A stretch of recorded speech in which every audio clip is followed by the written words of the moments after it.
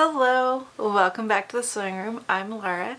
Today I want to talk about the little finishing touch on my 1960 dress, which is a custom made, custom matched belt that I made, and I'm entirely too proud of myself, even though it meant also going off into a foray of, well, new techniques and new to me stuff. So let's get started.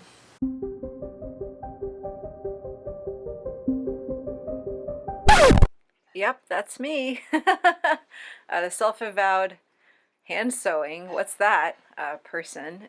Actually did a lot of hand sewing. This project is essentially 100% hand sewing because it turns out I tried kind of every other way and it worked the best. So here I am doing a whole bunch of hand sewing.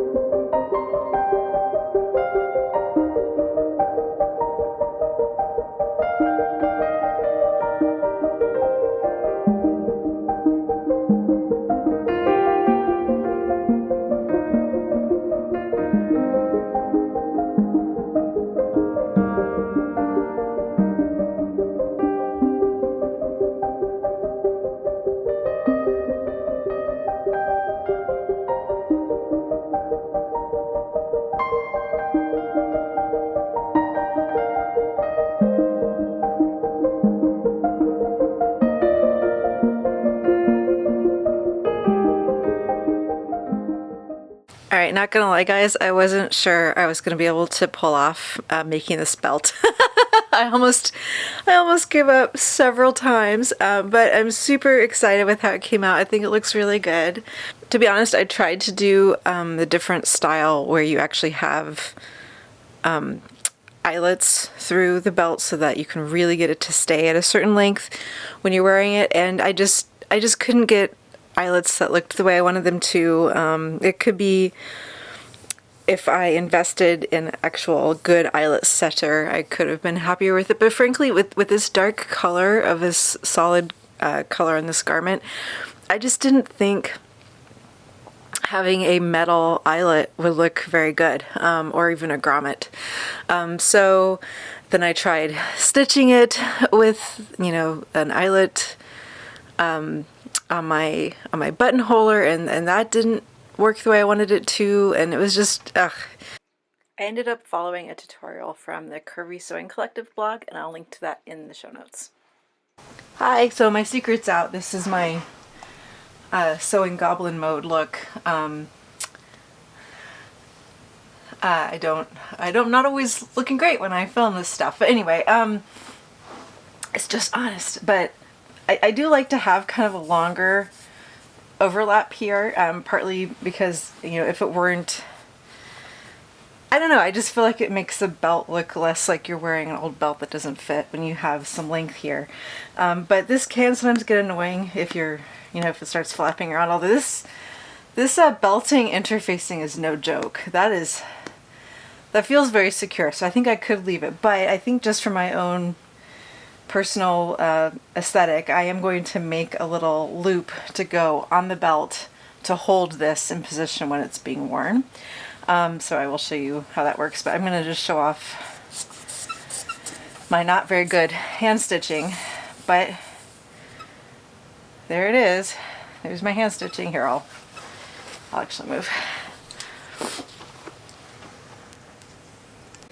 I'm showing you this not just to kind of be unkind to myself, but to remind you that if your hand stitching isn't perfect, it is on the back of the belt. And also, I'm very unlikely, frankly, to ever wash this belt, partly because who washes a belt, but also because the metal, I feel like the buckle would never dry right.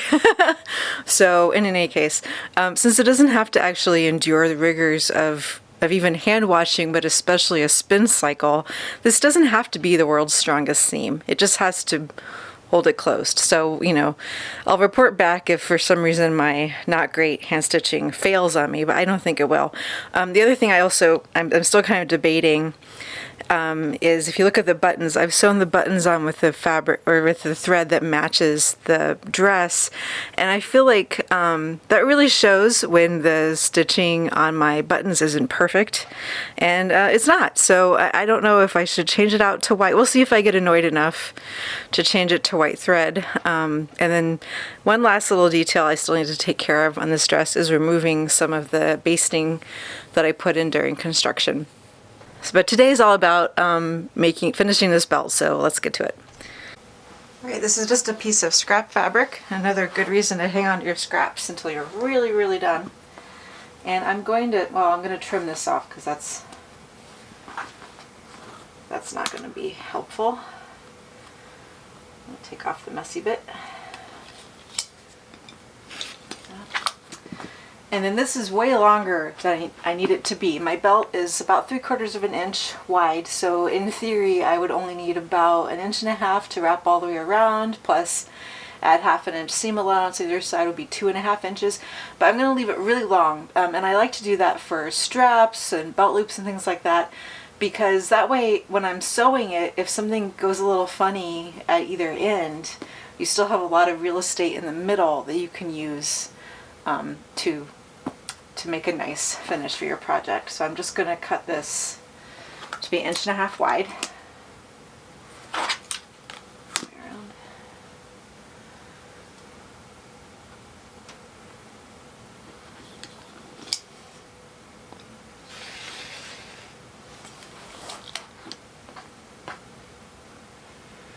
Yeah, that went a little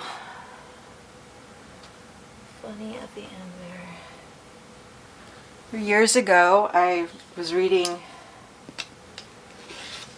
a little memoir by Julia Child, and she talked about demonstrating cutting chicken, that she had to get down on the floor to make it easier to film. And, you know, here I am following in her footsteps on the floor. Okay, and I don't love having to turn little tubes inside out, so instead I'm going to treat this the same way that I treat bag straps for my beginning sewing students. I'm going to press right down the center like that, have a nice crease line down the center, and then I'm going to press each raw edge toward that center, so then it will look like that, hopefully a nicer version of that, but you get the idea. And then put it back on the original fold line like that and press it again. So then all of those raw edges are well to the inside. And so once it's all pressed, then you stitch as close as you're able to this outer edge. And you can also do the inner edge if you want to make it look symmetrical.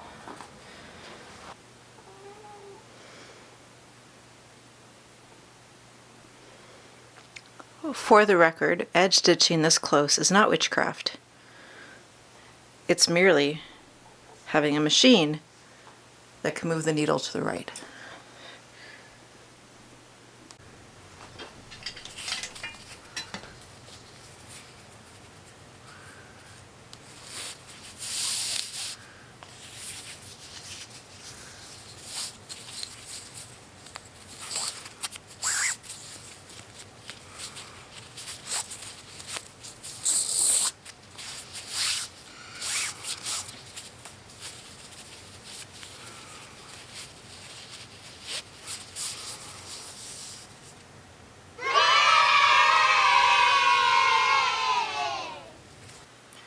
If this is your first time stopping by, thanks for stopping by. If you've been here before, welcome back. Either way, hope to see you soon.